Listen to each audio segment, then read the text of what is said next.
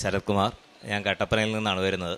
ഞാനൊരു ഹിന്ദുവാണ്. വരാനുണ്ടായ സാഹചര്യം എന്ന് പറഞ്ഞു കഴിഞ്ഞാൽ, എൻ്റെ വീടിനടുത്തുള്ള ഒരു കോശി എന്ന് പറയുന്ന ഒരു ചേട്ടൻ ഇവിടെ വന്ന് ഉടമ്പടിയെല്ലാം എടുത്ത് അദ്ദേഹത്തിനുണ്ടായ അനുഭവങ്ങൾ പറയുന്നതിന് വേണ്ടി എൻ്റെ വീട്ടിൽ വരികയും കൃപാസനം പത്രം കൊണ്ടുവന്ന് എൻ്റെ കയ്യിൽ തരികയും ഇതിനെക്കുറിച്ചെല്ലാം പറഞ്ഞു തന്നപ്പോൾ തന്നെ ഇവിടെ വരണമെന്നുള്ള ആഗ്രഹം ഉണ്ടായിരുന്നു.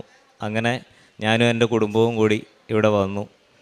ഒരുപാട് മാറ്റങ്ങൾ ഇവിടെ വന്നതിന് ശേഷം നടത്തി തന്ന മാതാവിന് നന്ദി പറയുകയാണ്. അതോടൊപ്പം എന്നെ ഇവിടെ എത്തിച്ച മാതാവ് നിയോഗിച്ച ഒരു വ്യക്തിയായിരിക്കാം കോഴിച്ചേട്ടൻ, അല്ലെങ്കിൽ ഞാനിവിടെ എത്തില്ലായിരുന്നു. അതുകൊണ്ട് മാതാവിനോട് നന്ദി പറയുന്നതിനോടൊപ്പം കോഴിച്ചേട്ടനോടും കൂടെ നന്ദി പറയുകയാണ്.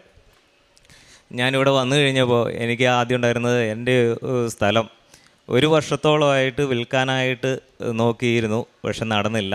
അതിനുശേഷം സീരിയസ് ആയിട്ട് നോക്കി ഒരു 6 മാസം അത്യാവശ്യ ഘട്ടങ്ങളിൽ എന്ന പോലെ എനിക്ക് കുറച്ച് ബാധ്യതകളുണ്ടായിരുന്നു ബാങ്കിൽ.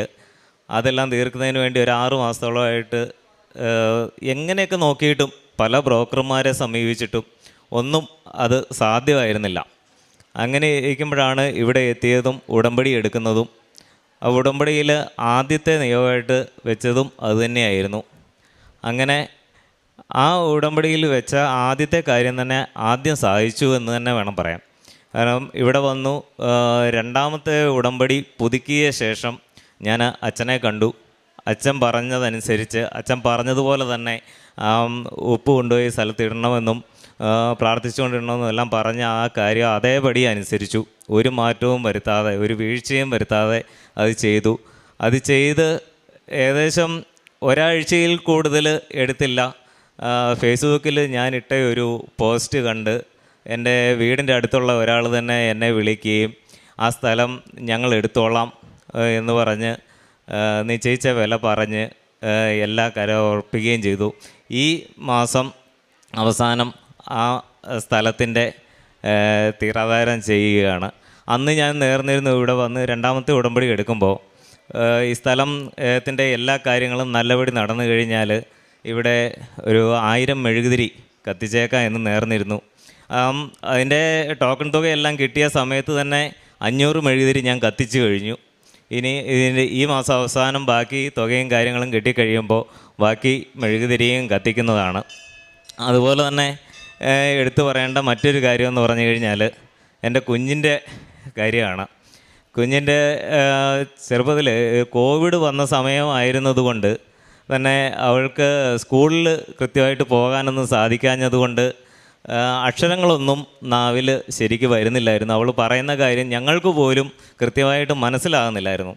അപ്പോൾ ഇവിടെ വന്ന് മാതാവിനോട് ഉടമ്പടി എടുത്തപ്പോൾ മാതാവിനോട് പറഞ്ഞു, ഇതുപോലെയാണ് കാര്യങ്ങൾ, അതിന് മാറ്റങ്ങളുണ്ടാവണം എന്ന് പറഞ്ഞു.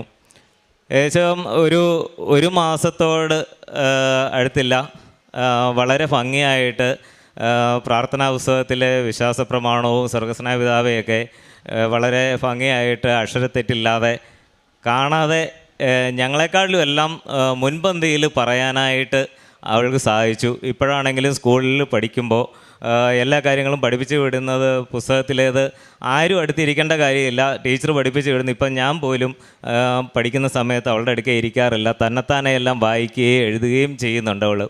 അത്ര നല്ല രീതിയിൽ കാര്യങ്ങൾ നടന്നു വന്നു. അത് മാതാവിൻ്റെ അനുഗ്രഹം കൊണ്ട് മാത്രം നടന്നതാണ് എന്ന് പറയുന്നതിന് എനിക്കൊരു വിഷമവുമില്ല.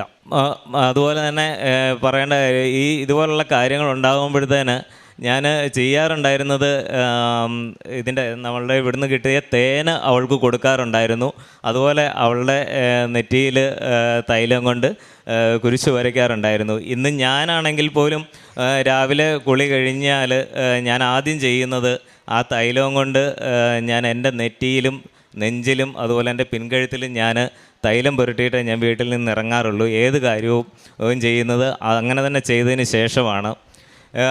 കുട്ടിയാണെങ്കിലും കുളി കഴിഞ്ഞ് വന്നു കഴിഞ്ഞാൽ പ്രാർത്ഥിക്കാറുണ്ട്. പ്രാർത്ഥിക്കുന്നത് മാതാവിന് എല്ലാം ചൊല്ലി പ്രാർത്ഥിച്ചതിന് ശേഷം വീട്ടിൽ നിന്ന് ഇറങ്ങുന്നതിന് മുമ്പ് തന്നെ മാതാവിൻ്റെ മോതിരം ഞങ്ങൾ അണിയാറുണ്ട്.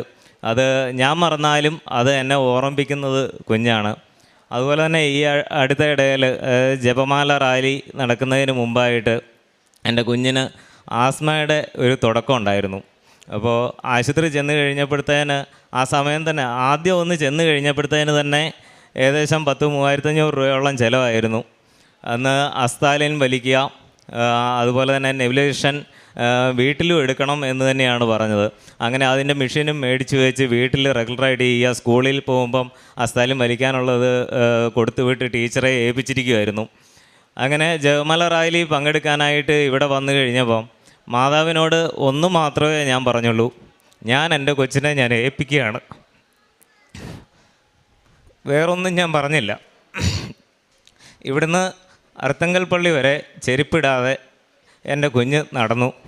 ഏകദേശം മാരാരി ബീച്ചിൻ്റെ അവിടെ ചെന്ന് കഴിഞ്ഞപ്പോൾ അന്നേരം മാതാവ് അവിടുന്ന് ഇറങ്ങിയിട്ടില്ല. അവിടെ ചെന്ന് മാതാവിനെ കണ്ട് കുറച്ച് നേരം ഇരുന്നു. മാതാവിൻ്റെ കൂടെ തന്നെ ഞങ്ങളും നടന്നു.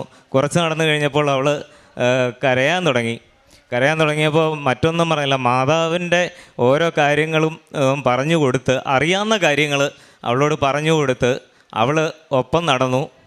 പോയിട്ട് തിരിച്ച് വന്ന് ഇന്നേ വരെ ആ ആസ്മയുടെ ഒരു മരുന്നുകളും അവൾക്ക് കഴിക്കേണ്ടി വന്നിട്ടില്ല. അതിൻ്റെ ഒരു ലക്ഷണവും പിന്നീട് ഇതുവരെ കാണിച്ചിട്ടുമില്ല. എന്തെങ്കിലും ജലദോഷങ്ങളോ കാര്യങ്ങളോ ഉണ്ടാകുമ്പോൾ ഇപ്പോൾ ചെയ്യുന്നത് അവൾക്ക് നെറ്റിയിൽ തൈലം പുരട്ടുകയും ആ ഇരിക്കുന്ന തേൻ കൊടുക്കുകയും അതോടൊപ്പം ഉപ്പ് കൊടുക്കുകയും ചെയ്യുന്നത് മാത്രമാണ് ഇപ്പോൾ ചെയ്യാറുള്ളത്. അതുപോലെ കാരുണ്യ പ്രവർത്തികളുടെ കാര്യം പറഞ്ഞു കഴിഞ്ഞാൽ എന്തെങ്കിലും ഒരുപാട് കാര്യങ്ങളൊന്നും ചെയ്യാനായിട്ട് സാധിക്കുന്നില്ലെങ്കിലും കഴിയുന്നതുപോലെ ചെയ്യുന്നത്, ആരെങ്കിലും സങ്കടാവസ്ഥയിൽ വന്നു കഴിഞ്ഞാൽ അവരോട് കാര്യങ്ങൾ പറഞ്ഞ് ആശ്വസിപ്പിച്ച് അവരെ നല്ല രീതിയിൽ പിന്തിരിപ്പിച്ച് വിടാൻ സാധിക്കുന്നുണ്ട്. അതുപോലെ എനിക്കാണെങ്കിലും നേരത്തെ എന്ന് വെച്ച് കഴിഞ്ഞാൽ പെട്ടെന്ന് ദേഷ്യം വരുന്നൊരു സ്വഭാവമായിരുന്നു. ഇവിടെ വന്ന് അച്ഛനെ കണ്ട് അന്ന് അച്ഛൻ ആ ബ്ലെസ്സിങ് ചെയ്തതിന് ശേഷം ശരിക്കും വീട്ടിൽ ഞാൻ മറ്റൊരാളായി മാറിയിട്ടുണ്ട്. എനിക്ക് തന്നെ അത് അറിയാൻ പറ്റുന്നുണ്ട്. പലരും പറയുന്നുണ്ട്, നീ പഴയ ആളല്ല, നിൻ്റെ മുഖം പണ്ട് ഇരുണ്ടിരുന്ന് നിൻ്റെ മുഖത്തിന് മാറ്റം വന്നിട്ടുണ്ട്, ഒരു പ്രസാദം വന്നിട്ടുണ്ട്. അതെല്ലാം ഇവിടുത്തെ അച്ഛൻ്റെ അനുഗ്രഹം കൊണ്ട് മാത്രമാണ്. ഈ മാതാവിൻ്റെ സമക്ഷത്തിൽ വന്ന് മാതാവ് എന്നെ അനുഗ്രഹിച്ചതാണ്. മാതാവ് എൻ്റെ കൂടെ ഉണ്ട് എന്നുള്ളത് പലപ്പോഴും തിരിച്ചറിഞ്ഞു. ഇന്നലെ കൂടി എനിക്ക് ഒരു ചെറിയ വണ്ടി എടുത്തു. ആ വണ്ടിയുടെ EMI മുടങ്ങിയിട്ട് ഇപ്പോൾ ഈ ഒരു കഴിഞ്ഞ മാസം ഇത്രയും ദിവസങ്ങളിലേക്ക് എത്തിയിരിക്കുകയാണ്. എന്നെ പല ആൾക്കാരും അതിൻ്റേതായിട്ട് വിളിച്ചുകൊണ്ടിരിക്കുന്നു.